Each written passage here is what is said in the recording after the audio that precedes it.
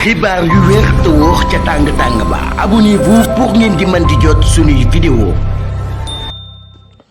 jërë ngeen jëf ci ànd gi ak ñun ci chaîne bii di Buzz 221 HD dañ koy commencé ci mbirum dialogue national ba nga xam ne ñu bari daan nay wax ni dinañu dem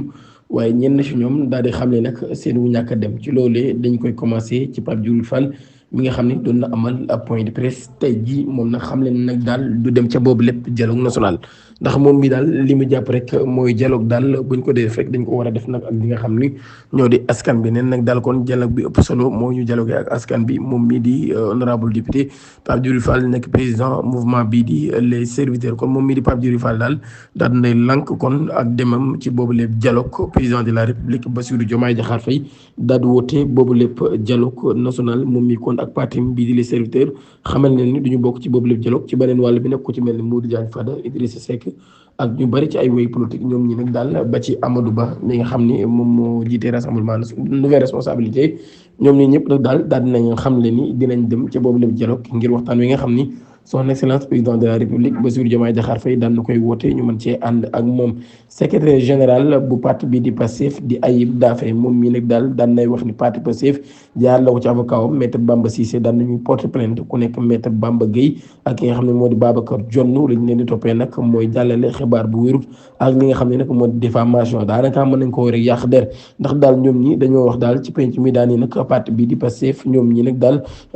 rek dañoo faat ay bakkanu doomu aadama ci jamono ji nga xam ne nag daal ab révolution daan nay amoon muy révolution citoyenne démocratique diggante 2021 ba 2024 ci loolu lañ leen giñ kon daal li nga xam ne nag moo di ay faat bakkan. division spéciale de cybersécurité Omar Sow daan nañ ko placé en garde à vue moom Omar Sow nag daal jamono ji kon dañ nañ koo teg loxo daal di koy placé nag li nga xam ne moo di en garde à vue ginnaaw bi nga xam ne nag seen web mu joxe information bi mi nga xam leen ni kenn nekkoon ministre conseil daan nañ ko placé en garde à vue démb ci guddi gi ginnaaw bi nga xam ne nag daal daan nañ koy diglu ci cybersécurité moom mii nekk responsable politique bu yëmbal jamono ji kon ma nga ci locaux yu commissariat d'arrondissement de Plateau moom mii nag daal dafa diviser ab faux nouvelle boo xam ne nag daal bu changement de programme amul président bu mouvement OSYS bi nag daal dinañ ko déféré alterné bi ñu dëgmal ci tribunal grande instance hors classe de Dakar ci ak fàttali nag moom Omar Sow mii nag daal dafa yëkkati woon nag ay kaddu yu doy waar loolu daal koy jëmale ci parquet bi ci mbirum nag Ismaïla Madior Fall moom mii nag daal kon dafa accusé rek li nga xam ne moo di parquet bi ñoom ñi nag daal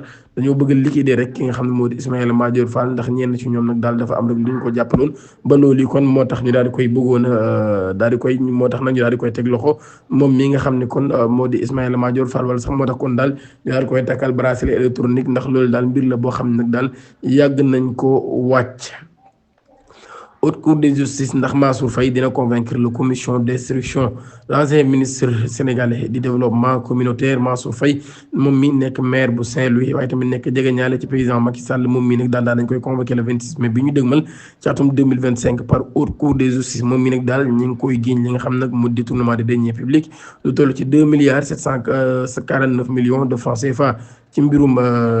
cession des aides destinées à soutenir les populations pendant la pandémie c'est-à-dire daal kon xaalis bi nga xam ne nag génne woon nañ ko ngir jàppale ko askanu Sénégal ci jamonoy Covid 19 bi ay accusation nag yoo xam ne daal loolu yi daan nay tax moom Mansour Faye nag daal mu koy wedd waaye nag daal nee na moom mii nag di Mansour Faye daan nay xamle woon ni sax du joxe caution du joxe dara daal ci boobu la mbir loolu yi nag nekk ay kàddu yoo xam ni moom Mansour Faye nag daal daan na koy yëkkati woon ginnaaw bi nga xam ne rek ñu ngi commencé gi ñu joxe caution yooyu waaye moom mi daal xamle woon nag du joxe caution dañu dellu soit ci marche bi fi amoon démb ngir xeex mbirum borom ñaari tur yi criminalisation de l'homosexualité en Ngor Abdou Mbow daan nay woo Ousmane Sonko ngir nag mu daal di def li mu waxoon ci campagne yi moom Abdou Mbow mii nag daal marche bi ñu doon amal contre l'homosexualité ONG Jamra ak activiste bi di Karim Xurum Xaax ñu daal di dajale ay nit yu bari ba daal di koy tuddee rappel à l'ordre ñoom ñi nag ñu daal di daje woon le 23 mai ca Ngor loolu yi nag daal dafa ñëwoon gis nañ fi ki nga xam ne moo di Abdou Mbow moom mi di ab député waaye moom mi nag daal daan nay xam ne nag daal manifestation la boo xam ne nag waa Pastef dañoo war a rek dëggal seen bopp def nag li nga xam ne moom la ñu déggee woon ci mbirum yooyu lay manifestation loolu kon bokk na ci li nga xam ne Abdou Mbow daan na koy xamle ba tey nag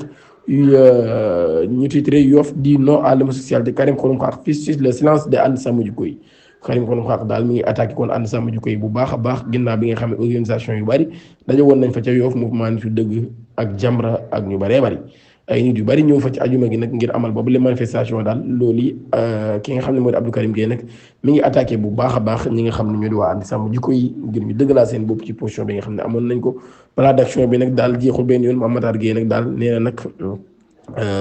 daal ñoom ñi nag dañuy taxaw rek mooy ngir nag ñu daal di xeex li nga xam ne mooy mbirum borom ñaari tur yi ci nu mu gën a gaawee loolu nag daal moom lañ bëgg ñu dakkal ko waaye tamit moom lañ bëgg daal ñu daal di koy criminaliser nag ci nu mu gën a gaawee rek fi nga xam ni moo di ci réewum Sénégal ndax ñoom ñi nag daal gis nañ dëppoowul suñu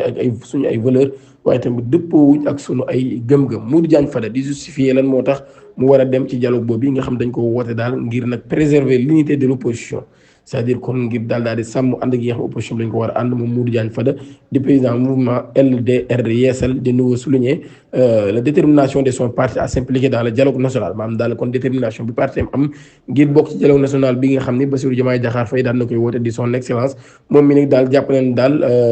mbir la yu am solo parti bi daal di dem nag bokk ci li nga xam ni moo di boobu lépp dialogue moom mi daal nay wax ci bataaxal bi daal li nga xam ne nag moom moo ko motiver li nga xam ne moo di partem à ce que mu daal dem ci li nga xam ne nag moo di boobu lépp dialogue exclusivité Sene News ab xale boo xam daal dañu ko dóor ba mu génn àdduna ca Grand Yoff ay trafiquants de drogue ñoom ñoo ko def ginnaaw nag ab livraison boo xam ne rek daf ko daal di waroon def daal te def ko wala yu ni mel loolu nag daal nekk affaire bu doy waar boo xam ne moom moo fa daal di xew ngir bi nga xam ne nag daal ab exclusivité la ki Sene News daal koy joxe ci quartier de Grand Yoff Dakar ab jeune homme boo xam ne daal dañ ko dóor ba mu ñàkk bakkanam ay trafiquants de chanvre indien ñoom ñoo ko def jaaykatu yàmba kon ginnaaw bi mu échoué ci benn livraison boo xam daf ko waroon def ci ab commande daal boo xam ne nag moom la waroon def livraison bi information yi ñu joxe nag daal dañ koo torturé ginnaaw ba nag ñu daal di koy abandonné ci kanamu hôpital CTO bi nag daal ci la nag daal di ñàkkee bakkanam ci ay gaañu gaañam ginnaaw source yi nga xam ne daal nañ koy am ñoom Sene News ñi daal ñi nga xam le ni